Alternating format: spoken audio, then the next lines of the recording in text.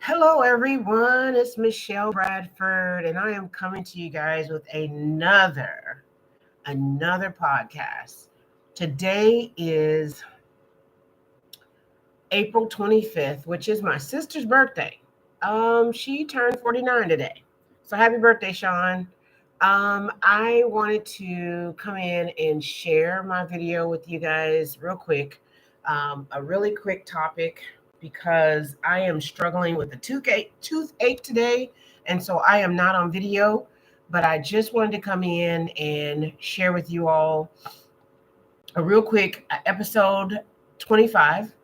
And in episode 25, we are going to be talking about some stuff that is very important to you. So, first of all, this particular topic came out of some things that I've been wanting to do in my life, and I haven't done it. I have accomplished a lot of my goals. Um, for a while, I've stuck with a lot of them, but I have kind of let a few of them kind of fall to the wayside. And so I am here to talk to you about my goals and what I'm going to do to stop being distracted. So the title for this podcast is Stop Being Distracted, Get to It. It's never too late to make it happen. And that was birthed out of my thought process because there's so many things that I want to do. I've done so many things in my life to try to get through and be better as far as my illness and all of these different allergies and all this stuff that I've been going through. I've been a little distracted by a little bit of everything. And so I am talking to myself today. I am sharing with myself, I need to stop being distracted. I need to get to it. I need to start working on it. And so today is the day to talk about it. So let's talk about it for a little bit. So when I say that I'm distracted, I've been depressed, very, very depressed. Donna passed away and it really affected me. And it affected me in a way that I never thought it would. And it's funny because I told her when I first moved in with her, God revealed to me that I was going to find her deceased. And she was always afraid that she was going to die alone by herself and nobody loved her or cared for her. And so when I first came to her house, she was very sick and she was stubborn. And I didn't know her as well as I knew her after 2.5, 3 years. But when I moved in with her, she was very stubborn. She didn't want to go to the doctor. And so I found out she was one of these people that was just distracted by, if I just ignore it, it will go away. Right. So for me, I always knew I was going to find her deceased, but it still didn't make it easier because she was my emergency contact. And for years, I've been conforming to what people wanted me to be and wanted me to do. And then I was distracted because I was conforming to what I thought the social normalcy is. And I didn't do what was in the desire of my heart. I would talk about it, but I wasn't being about it. So I am getting ready to be about it. I do not like where I live. I actually signed another lease because I felt stuck here. I didn't know what to do. I should have just left in May. This month I would have been starting my journey sooner, but I should have left. So now that I have it in my mind, I'm ready to make some move. I've gone through some healing, but I'm extremely depressed because I'm missing my family. I'm missing, the normalcy of being around people. And I'm ready to move from this place because it served its purpose, but this is not it. I keep moving from place to place, and I'm trying to understand the lesson that I was supposed to learn. So let me tell you some background about me. And I apologize if I'm all over the place because that's just my personality, so I apologize. But for years and years and years, I was stuck in a place where I was depressed. I was toxic and negative. I didn't feel like nobody cared about me. I felt like I was just in a routine, and I constantly was fighting, surviving. And so something happened to me. I truly started like trusting God. Even though, I was going to church, I was a member of many churches, I was involved, I was doing things. I really didn't hear God the way I heard him back then. And I can tell you that his voice has dulled in me, and I need to hear him. I need to get that sound, that noise back. God always came to me and told me things, and I'm back to where I don't hear him. That's depressing for me. And so, even though I went through hell and high water in Kansas City, growing up, being sick my whole life, just surviving and, sometimes not even thriving, I made it out of that circumstances because I trusted and believed in God. And when he told me I was going to move to Florida, I really leaned into it, and I believed it with my whole heart. I purged everything in my house, and I had bought a house. I had it 5 years. I had stability, but I gave it up because that wasn't my dream. That house was my dream for my children, but once my kids were gone, that wasn't my dream anymore. So I had to figure out, what is my dream? And so for years and years, many years before I even bought a house, I wanted a tiny house. I wanted a RV life. I didn't want to live in sticks and bricks, but I ended up living in sticks and bricks my whole life. And so I had this desire to be free.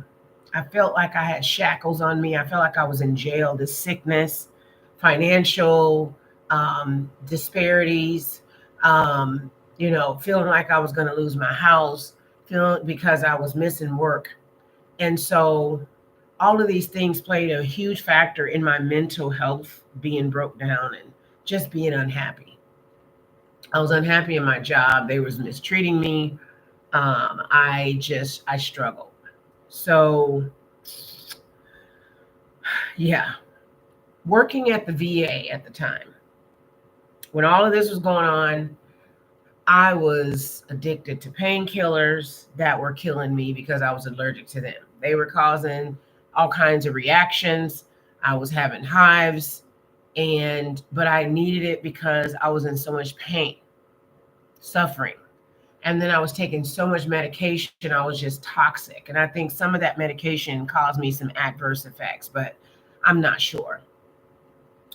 But when I tell you that I felt like I was at a dead end job when I worked for the VA, this was probably one of the worst places you could ever work. Not the actual hospital, but they had a billing agency that literally, they didn't even interview me. They just saw my resume and hired me. And so they just needed bodies. And I was not fulfilled. And I was battling a person in that organization that did not want me to be successful. I was a special emphasis manager with the VA for disability, and I would advise people on their disability and their accommodations. But the VA felt like, you know what, we don't have to accommodate you. So when I got the call that this company was interested in me traveling for Cerner and being a patient accounting consultant, where I was a 1099 worker, I took the job. I gave up stability. I gave up benefits. I gave up insurance. I gave up time off. I gave up my retirement. I could have invested in my retirement in 2 more weeks. I had to make a choice of either being vested for 2 weeks, not really making no money, or being able to move to Florida like God told me I was going to. So I took the consultant position, and it was not easy, y'all. I really had to live outside of my body many a days because it was difficult. The pain, the sickness, the suffering, the allergies that I had to the bird feathers, those down feathers that they would put in the blankets, and the down coverings, the divan, sorry, and also the pillows. So I had a lot of struggle, but let me just tell y'all, Every single time I would have one foot forward with trying to do training for this position, get ready to go this position. Every time I would do something, I would get two steps backwards.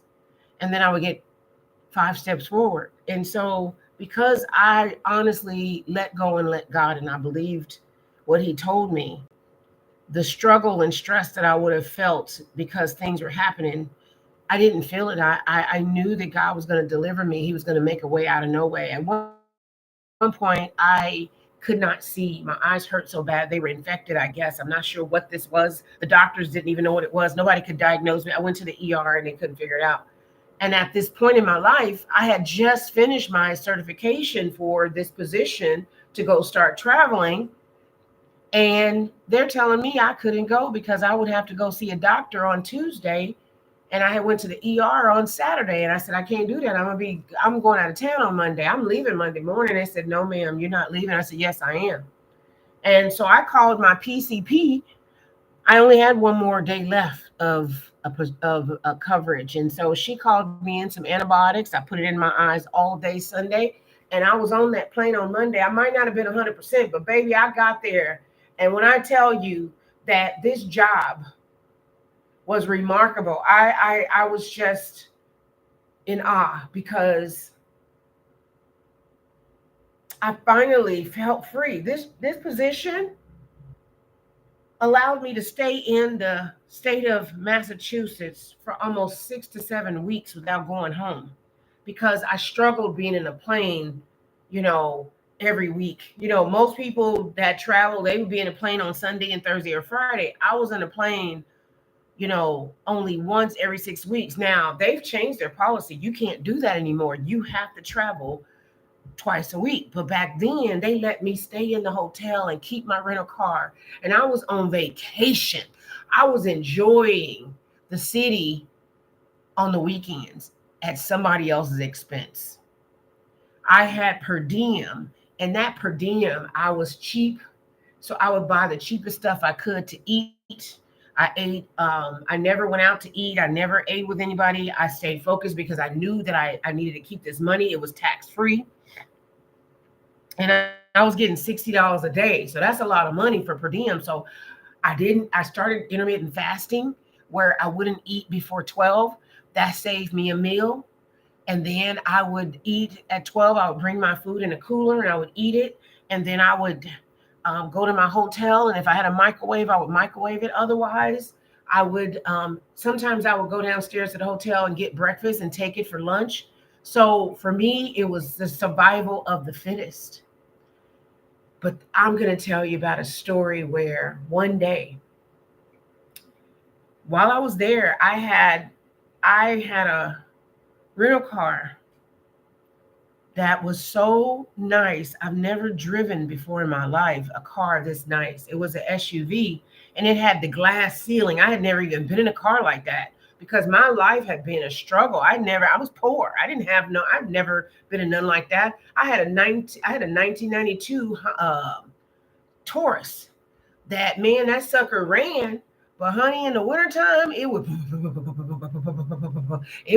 going, but boy, I was waiting on the day that it would just cut out on me. But I was still driving that bad boy. And it was sitting at my mom's house.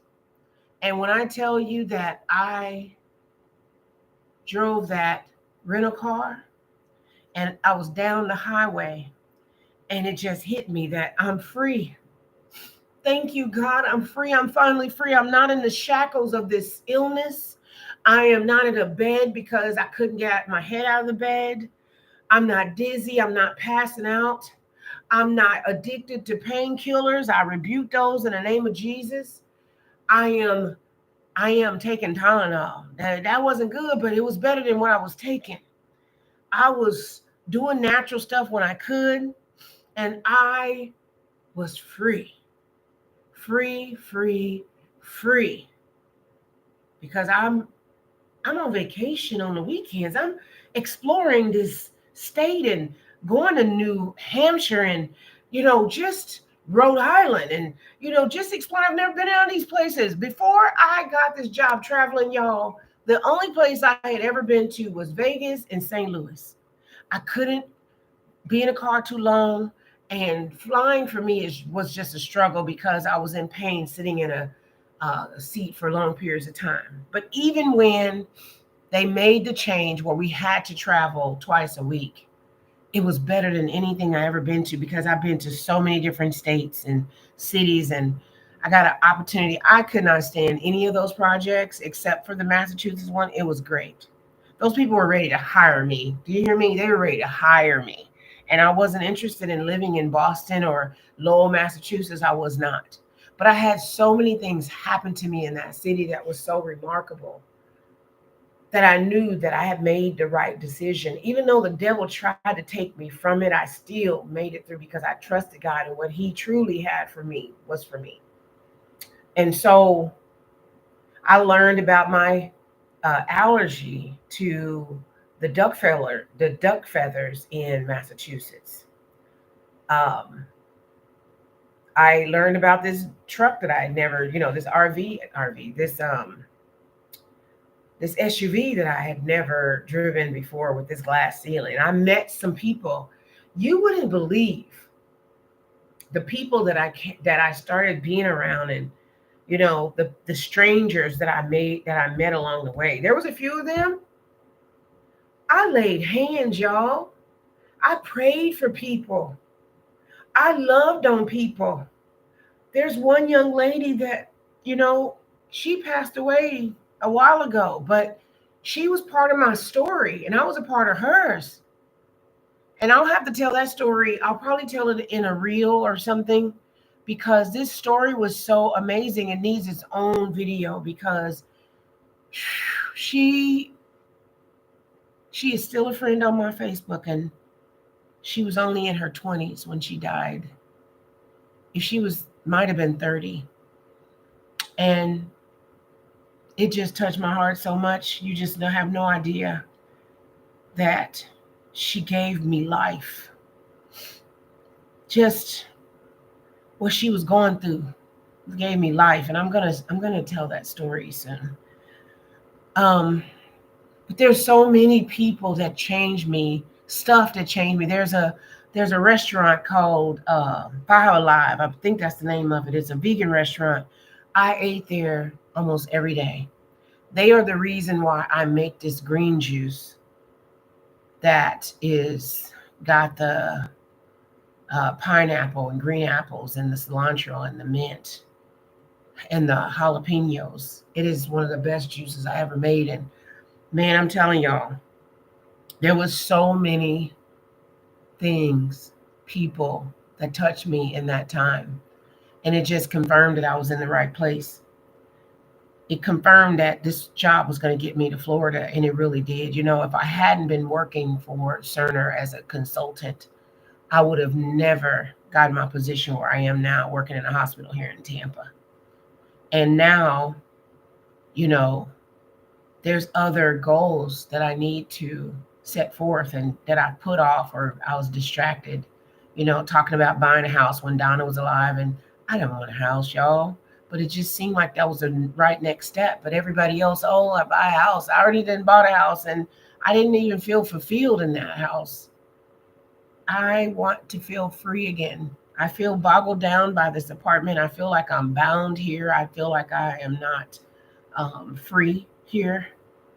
I was stuck in shackles my whole life. I got hit by a car when I was 6, and I've been stuck my whole life doing what everybody else wanted me to do, doing the right things, being sensible, and not stepping out on faith. And I'm ready to step out on faith. I'm ready to buy a bus and remodel it. I'm ready to get an RV and remodel it if I can, or a van or something that I can live in and travel.